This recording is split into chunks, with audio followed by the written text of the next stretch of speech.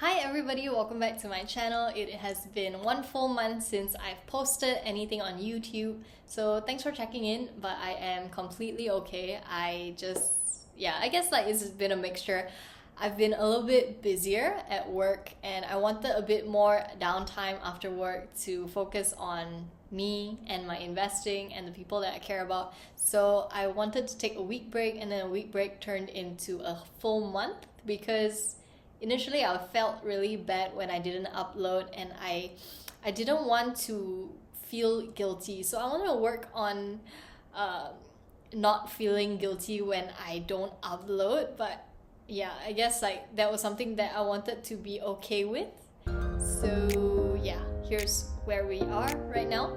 And today I have a new video for you, and it's going to be about the $1,000 challenge. Specifically, I wanted to share a bit more about the stories that I've been getting from people who have been participating in the challenge. And for those of you who have no idea what I'm talking about, the $1,000 challenge is something that I started because I was very inspired by Kenna Campbell's $1,000 project, where she is all about finding ways outside of your main income and earning through that until you reach pockets of $1,000. So I wanted to create something that we could all do together, which is essentially the same thing, but I called it the $1,000 challenge because we don't know where people are tuning in from. It could be from anywhere in the world.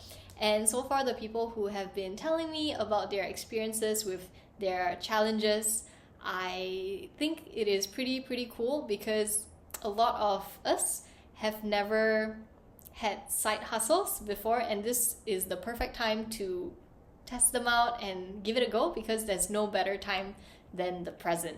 So the first story I want to share with you is from this girl named Charlie, and she lost her job at the start of the pandemic last year, and she was sharing how she was applying for jobs straight away after that, and she was even applying to companies that she felt were her dream companies to work for. And when she got the rejection letters, she took it as a sign to actually start working on her own business. And what she ended up doing was tag teaming with her mom, and I find that super cool because what they did together was sell her mom's secret sauce, or her mom's special sauce that she already had developed and was already selling in restaurants. But what they did was take it online and sell it digitally. And yeah, I just find that very inspiring because it shows me that there is such a thing as intergenerational business and the ability to learn together with a family member and to actually be very successful at that transition and the whole learning curve and moving forward with that. So they've already achieved their first $1,000, and they are definitely working on more and more to come. The next story that I found that was really cool was this girl who wanted to remain anonymous, and she is actually a university student, and she wanted to find ways to make more money because she is not generating income while still being a student. So she wanted extra money on the side, right? So what she did was she sourced for a local Chinese favorite food. Okay, I'm being very cryptic here, but it's very non-halal, right? And what she did was she found a supplier. What she decided to do was resell that food on Shopee, Lazada, and Facebook Marketplace. And she actually did really well. She made 2,800 ringgit, and she was aiming to make 3,200 ringgit as a goal. So I thought that was really insanely cool because it doesn't matter whether you are a student, it doesn't matter whether you're working full-time, part-time, there are so many different ways to earn money, and it's a matter of trying it out and making it work. So she actually was going to give up because in the first 4 weeks of her business, she made 0 sales. But what happened was she caught wind of our postings on $10,000 challenge, and that inspired her to keep persevering on, and as of right now she's already made that much of money. So the third story I wanted to share was by Eunice, and Eunice is a very lovely girl that I have managed to meet through work, and she is super gung-ho, and I thought I wanted to record part of our conversation so that she can share it firsthand with you. So yeah, here's Eunice. Yeah, I haven't left Sabah since I got back here from the States last April, like 1st of April. Okay. I did my finals in a little quarantine hotel with like the little quarantine hotel Wi-Fi. It was a miracle I could submit my stuff. Hi everyone, I'm Eunice. I'm a Sabahan. I'm gonna start with that. I graduated April 25th, which is like mid-corona season. So yeah, I was really like scared I wouldn't get a job. And yeah, I was really fortunate, I would say, to be able to find like all my different side hustles. I guess fear was a big like motivator. Like my mom was saying like, oh, like people with like years, decades of experience are getting laid off right now. Like you're a small fry, so take whatever jobs you can. Yeah, so that was very like I was like, no, I don't want to just take like any job. You spent so much for me to study, and now like for me to just come back and take any job, I didn't accept that. So I worked very, very hard. I am grateful, but I don't want to be stagnant. You know, I always want to be like, yeah. That's very, very cool. So in 2020, you graduated rather in April. So it hasn't even been a year yet, right? Of working per se, but you've done a lot of things. So Eunice has a main job, like most of us, right? And she has also 2 side hustles going on right now. So do you want to tell us a little bit about what's your $1,000 challenge number for the first side hustle? Okay, while applying for jobs, I also worked on my portfolio. So I realized I had a lot of really great projects from school, like marketing research and all that. So I just compiled it all into a portfolio. And then I was like, you know what? I don't think I write too bad. So I cold emailed people to say, hey, do you need a copywriter? And that's still my first hustle as of right now. I am making from that hustle roughly 600 ringgit a month. And I passed the 1,000 bucks and have increased it to 5,000 ringgit. So it poses a bigger challenge, and it's more accountability for me to not spend it on things. Yeah. So my next hustle is it's as a growth marketer for an Australian data analytics firm. My main job is as a marketing associate for Joey Mattress, which I absolutely love. I don't know what I did right. I don't know what like this karmic award was, but this is the best job I've ever had. It's so fulfilling. Joey and Winston are simply great to work with. They really respect our kind of like our work hours and our personal time as well. And then since everyone's staying at home, right, I was like, I can spare 4 hours a day to get more like income. So I was like, let's see what other jobs there are. And then I applied and then I got it. So the figure for that one, I know it's over like 10,000. It's like 10,500 or something, right? It's because for that one, I'll be very transparent. It's a part-time job and the salary is 1,865. So I'm just saving 1,500 every month and putting it aside. Sweet. Until I get like 10,500, which is why it's that weird amount. Let me get this straight. You are based in Sabah, and all of your jobs, they all allow you to work remotely. I feel like I'm so inspired by that because every job that I've had is all in person, and I've never thought that I could work for a company that is in a different location. I guess like what I wanted to ask you was, you have all these goals that you have, these 2 side hustles. How do you celebrate once you've hit an amount? Because I know it gets quite daunting because it's quite a big amount, right? Oh my gosh, retail therapy works. Which is why I need to work so much. I've been finding a lot more joy in like things like decorative things or books. So it's not so much like clothes or fashion anymore. It's more things that will stay with me for like even if I move houses, there are things that I can bring along with me, like a book, something like beautiful. Like recently I just got this, like this crystal. Ooh, a I mean, even crystal. if you don't believe in crystals, it's beautiful. It's I sleep and yeah. yeah. And I add things to cart and then I Oh, see it and I'm like, oh girl, wait, after this month you can get it. would you recommend that people take on this challenge, and what is it for ultimately?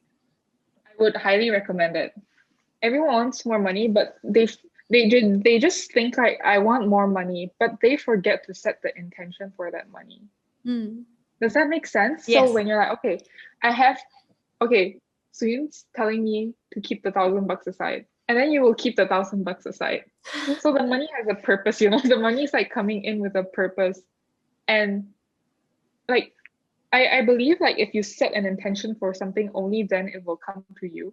Mm-hmm. So you can't just like, I want money. The money won't come. You have to like, okay, I want this amount because I want to invest it for this, or I want it for this reason. Mm-hmm. And then you work towards it.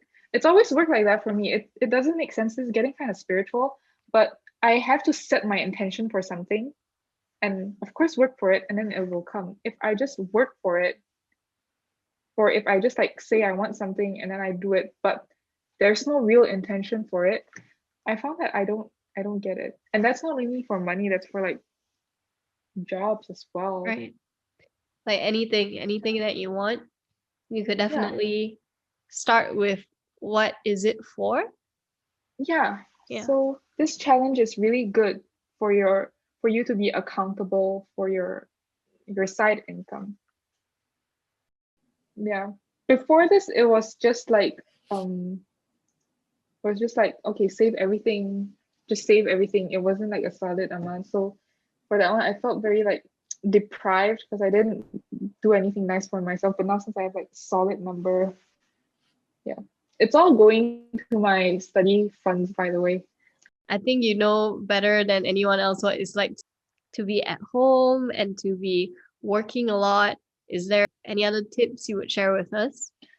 Don't forget to spend time with your family. They're scared too, so try and like understand things from their point of view Mm-hmm. and like spend time with them too. Don't just like focus too much on the money. Like this is the time to be like to connect with your family as well. No matter how awkward it may be, like at least just try and like don't work through the family dinner, you know, just sit down at least for one family dinner every single day. Yeah, I think that's really great. That's a really great tip because I can see myself struggling sometimes, like when we are so in the zone of working and like doing all these hustles, sometimes we forget that, what we really want is to have great relationships with people we care about. And when Mm-hmm. we're busy hustling, it's not on our mind as much. We're just thinking of like, oh, we gotta get the job done, gotta do it well, and we forget to be nice people sometimes. Yeah. So you may be wondering what's my progress on the $1,000 challenge that I set for myself. And some of you may know that I am working on a 10,000 ringgit sum. And this sum would actually be used to build a 10K charity portfolio where we use a dividends or a portion of the dividends to give out to a charity of our choice. And I have urged my friend Dividend Magic to join me on this. By urge, I mean coerced him, and he said yes. So what we decided to do was to sell some merchandise as well. So previously, the money that I've made, around 400 over ringgit, I've made that through selling my pre-loved clothes. It is definitely not my preferred method, but I do like finding new homes for my clothes. However, it's a bit difficult because of my size. I'm not that typical size. Unfortunately, I'm very, very small. And if you know anybody who wears UK4 or XXS in size and is really small, 150 centimeters, very compact, and who actually wants to purchase pre-loved clothes, let me know. So what we did was we came up with a t-shirt, and it took us a while because neither of us are very good at design, and it took us a while to source and agree on the supplier and the printer and to finally get it over in a pandemic. And yeah, I'm gonna show you the shirt right now. It is this plain black unisex shirt, and it has this wording on the left boob, the left chest area that says compound that. And then at the back it says invest in this very interesting font that we chose. And in order to incorporate Dividend Magic and my touch onto the shirt, we put a very subtle logo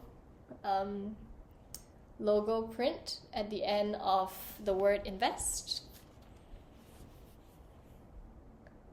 and also on top of the I to dot it. So that's mine, and the other one is Divi's. So yeah, if you like the shirt, it is now available for purchase on Shopee, and in very limited quantities, because we wanted to test it out to see if you would actually be interested in purchasing a shirt that is about investing. And yeah, I think it's pretty cool because like maybe you're on the street and you bump into someone and you're like, oh, okay, this person reads Dividend Magic's blog or watches Suyin's videos, and you will also know that this person is financially savvy and investor.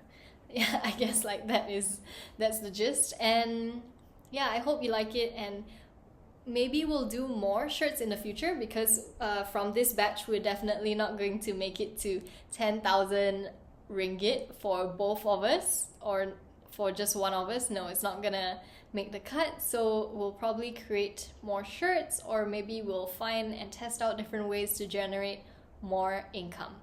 So yeah, that's it for the video today. I hope you enjoyed it, and if you are gonna try out the $1,000 challenge, let us know. Send us a DM on Instagram through the $1,000 challenge Instagram page, or just message me on Suyin Invests on Instagram.